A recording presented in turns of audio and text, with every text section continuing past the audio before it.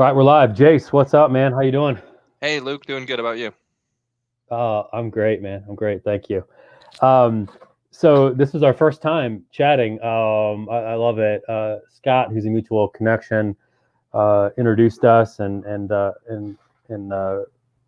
talked you into coming in. So I really appreciate it. Yeah. So you're a digital marketing guy. Tell me a little bit about what you do and about the agency you're building. Yeah, so I've been in digital marketing probably going on 9 years now. Back when I was 15, like sophomore in high school or something like that, Mhm. I started to learn SEO, like the Google Map Pack type of stuff. Yeah.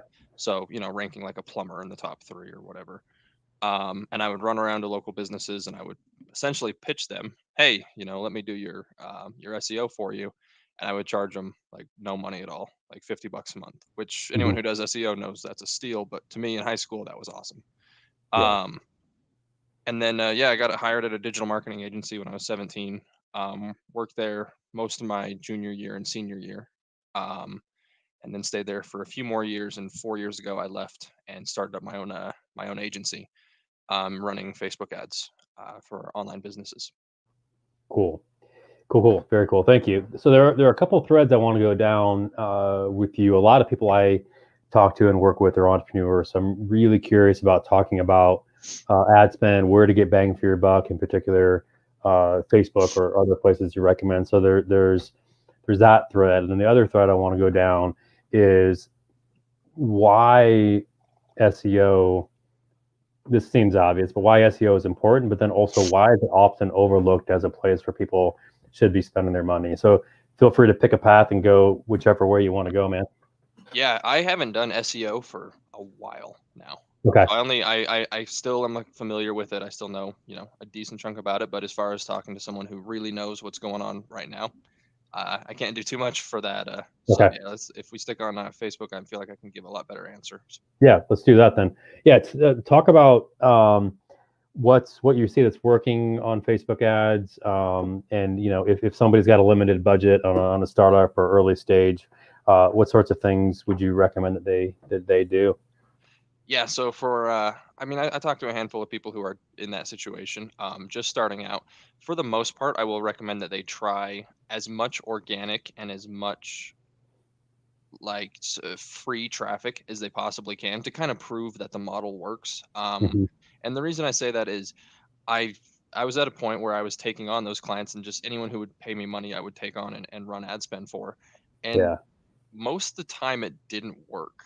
And it's not that we couldn't get the ads to really be like tweaked and working or like things Hmm. couldn't, but you kind of have to like prove like, hey, if I get 100 leads, I know that I can convert five of them Yeah. for my $100 thing. Um, and so a lot of people they just go straight into running ads, Hmm. and they spend, I don't know, $50 a day or something, Sure. and they get leads or they get a lot of traffic to their site, and then people don't convert, and they're kind of wondering why. And it Mm. could be because they don't have their avatar nailed down. Maybe their offer is not super solid. Maybe their product just Yeah. isn't even super interesting. Yeah. And so, like, if you're literally just starting out, try and get some sales from people posting on Hmm. social media. Maybe you have some, literally anything you can do to like prove that it works organically. Okay. uh, that is a huge stumbling block that at this point, if someone jumps on the phone with me and is like, hey, want you to run some ads, and I go, cool, how many sales are you getting like on your Mm. own, naturally, and they say, oh, like, I don't know, zero. I go, hey, you should probably do that. Otherwise, I mean, not saying that it can't work, I'm just saying Sure. 9 out of 10 times you can drive a bunch of good cheap traffic and it might not convert at all. Yeah. But once you're past that point, you can really do some good damage, testing ads for Hmm. even $10 or $15 a day. Um, I don't run a ton of those campaigns personally anymore. I'm usually spending $300 to $500 a day on an account minimum. But Hmm. what you do is you come up with like 3 to 5 different ad creatives, right? Okay. And make them like different. Don't say, oh, well, I changed the headline from buy Right. one get one half off to 25% off or whatever the Yeah. heck it was, to be the same. Right. Don't make it like identical. Hmm. Um, you come up with 3 to 5 different ad campaigns, and you want to go and find 3 to 5 different audiences that are super deep. And when I say super deep, I don't mean like if you're selling something that you'd sell to people who like to camp, don't go type into your Facebook interests camping. Like, I don't camp. I'm probably in that interest just because I like have been on a camping website one time. Right. Um, Go and try and find like I found specific camping spots and big camping grounds that Hmm. people go and like. So the odds of someone liking a specific camping ground that only has, I don't know, 40, 50,000 likes versus camping as an interest in general, which I think has like 12 million in it. Don't quote me on that. But it's a big number of people. So go and find some very narrow audiences and just run those 3 to 5 ads to Hmm. those extremely narrow audiences. And you can just spend 10, 15 bucks a day. Like, it's going to be slow, each ad's only going to get a couple dollars a day, but you'll kind Yeah. of start to see, hey, is this working even for this very narrowed, very small audience that's like hyper focused, hyper targeted. Hmm. Um, and you kind of just start to see, hey, which ad's working best. And then you can start to, hypothesize why. Why is this Yeah. working? What did I say? What did I do here? Yeah. Good. Good. What are there certain indicators that you look at or look for, that indicate somebody should move from organic reach to putting some spend fuel on the fire to really get some things moving? What are some of those indicators that you look for?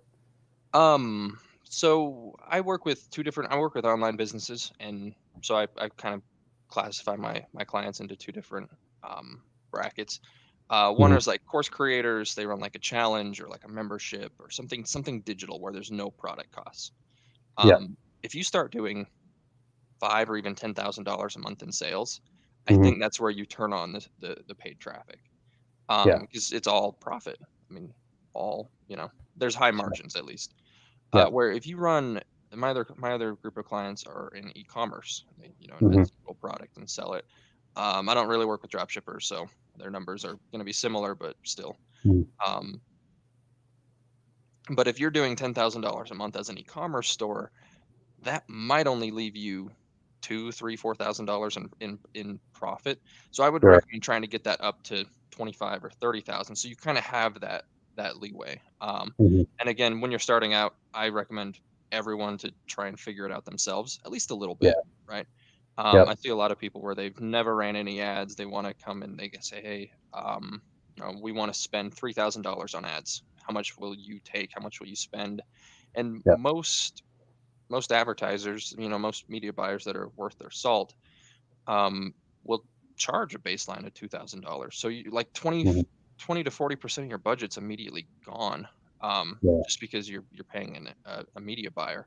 And if you get someone who's like, oh, I'll do it for, you know, 500 bucks, it might work. They might be awesome. They might be doing you a favor, but Hmm. they also might really not know what they're doing. So that's why I kind of recommend those higher numbers. So A, you can have ad spend, and Yeah. B, you can hire someone who knows what they're doing. Yeah. I think it's really interesting and important that you talk about, really understanding some things organically, understand who you're trying to reach out to, understanding what your market is, the personas, the avatars, like really understanding that before you start spending money. How have you applied that to your own agency as you started your own agency? I mean, how did you implement those kinds of practices into what you're doing for yourself? So it's actually very hard, and it's something that like it's funny to see that like I can give good advice to clients, and like it makes sense to give it to the clients, and then you Yeah. try and do your own thing, and Yeah. it's just all over the place. So it Right. did take me a little bit to kind of narrow down and say, okay, I want to work with e-commerce stores and I want to work with course creators. Hmm. Like both of them, they're online businesses. I'm not doing like lead generation for plumbers and things like that. Yeah. Yeah. Um, and so I really had to go and kind of I brought up like a Word doc, and it had a couple of questions. Just like if you go and look up, Mhm. Google like avatar worksheet or something, it'll be Yeah. one of those that I selected. And I really tried to Mhm. get deep about what their pain points were, um, Okay. and like what they had done and what they were Mhm. trying to do. So like for Yeah. example, with e-commerce stores, since I don't work with drop shippers, I can't just say anyone on Shopify. because that, Right. that's such a huge thing. So I kind of started to work through and narrow down and say I want to work with people who have like invented a product. Like they've like Okay. made something and they're sourcing it from China, and they're, they have like inventory, Hmm. and they put all this work into it, and they're like stuck. They kind of feel like they've hit like a glass ceiling of, Hmm. yes, we are getting a little bit of press, we're getting a little bit of, or the, organic ranking, we're getting, maybe the occasional news feature or something, and we're getting some traffic and some sales, but like Hmm. we take all this time, we make this product, or we'll spend a bunch of money or time shooting a video, and we share it to our Facebook page that, might have 30 or 50,000 likes and followers on it, and our video gets like 1,000 views, and it Yeah. probably didn't get any sales, and like that stuff kind of sucks. So I started to ask myself these questions of like, what are their pain points? Hmm. And at least to me, and to the, the couple of clients that I talked to and kind of interviewed them, um, that was a big pain point. That's not a fun thing to do, to, kind of, put your heart and soul into this product, and you just feel like people aren't hearing about it. Um, Hmm. so asking yourself questions like that, Yeah. um, has been really, really good, for me, not only in just the way I can talk to potential clients, but even just targeting and knowing immediately when I hop on the phone with somebody, yeah, this isn't the type of person that like is in a spot where it would be good for us to work together. Yeah. And so I Yeah. can Good. just take our call, give them advice, and say, hey, I'm just gonna, leave it at this. If you have any other questions, like, don't hesitate to reach out to me. But as far as me and you working together right now, one on one, probably not the best Mhm. option. Got it. I hear a lot of people talk about vanity metrics on LinkedIn and Facebook, like, oh, I want to go viral, I want likes, and I want all these things, and people often get sort of swept away by that momentum rather than the bottom line things. How do you approach sort of the romancing of vanity metrics for a lot of people, separating that from the reality of what's actually converting? Yeah. Maybe my answer will change if I ever do go viral. But um, Yeah. yeah. I just pretty much break it down to, look, we want to get you guys sales, right? Like engagement and the likes and the followers is all awesome and stuff, but until somebody actually takes an action, clicks through, buys your thing, Yeah. it's like they kind of don't exist yet. Um, Yeah. Yeah. and thankfully, for the most part, I've worked with a lot of people that understood that very early. In fact, I Hmm. think I've even had a couple of people come to me and complain that their agency they were working with before is only focused on vanity metrics, right? They were getting Hmm. reports, and it wasn't exactly like focused on how many sales and leads they were getting, but look how many likes this ad made, Yeah. like, or this ad we made.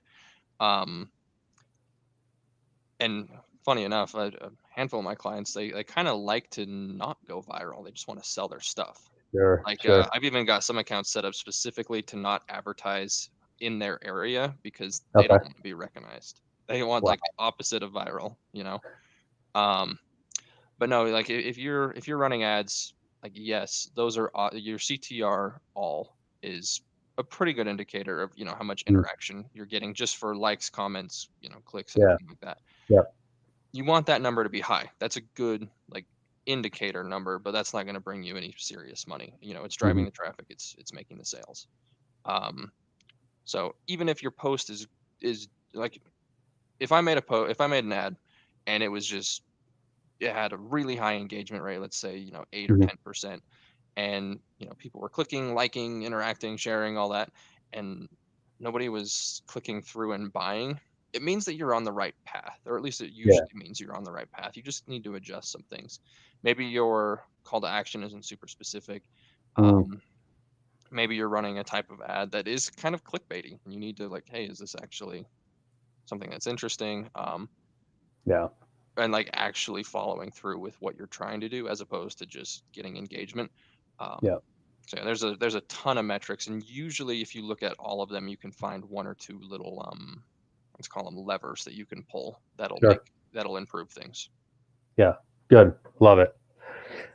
For you and your entrepreneurial journey, what was it that sort of went off in your head to go from working with other people to, you know what, screw it, I'm gonna go do my own thing? What was it that happened? Um, which one? Like the initial trigger was when I was like 15 or something.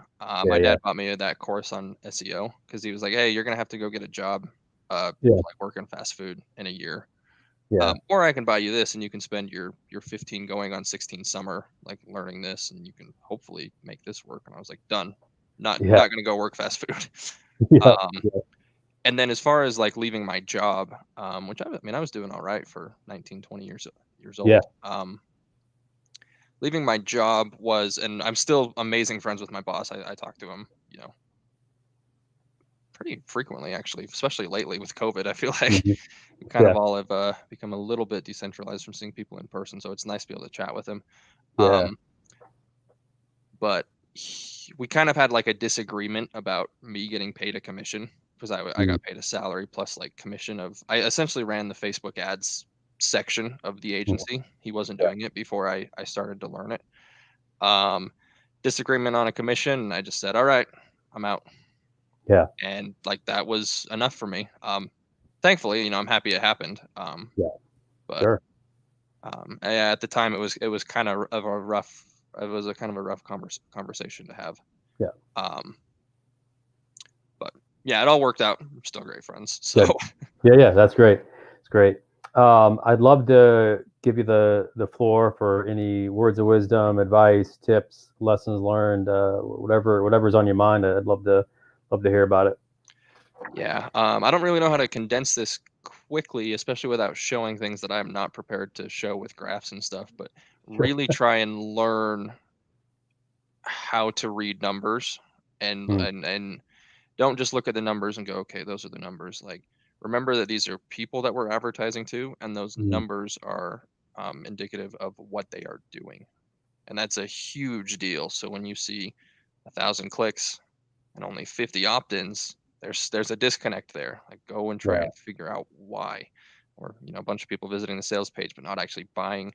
Try and go and look at the human behaviors behind why they might not be buying, whether it's time of year, whether it's 2020 as a whole, whether it's Right.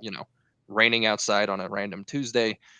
Lots of things go into why people aren't taking action on your stuff. Mm, Could be clickbaity ads, could be you're saying something weird that just mhm, throws them off. But yeah, so really try and dive as deep as you can into reporting and learning what each of those metrics mean, and mhm, then again, not forgetting that those metrics are just showing human behavior. So like study yeah. that. Brilliant.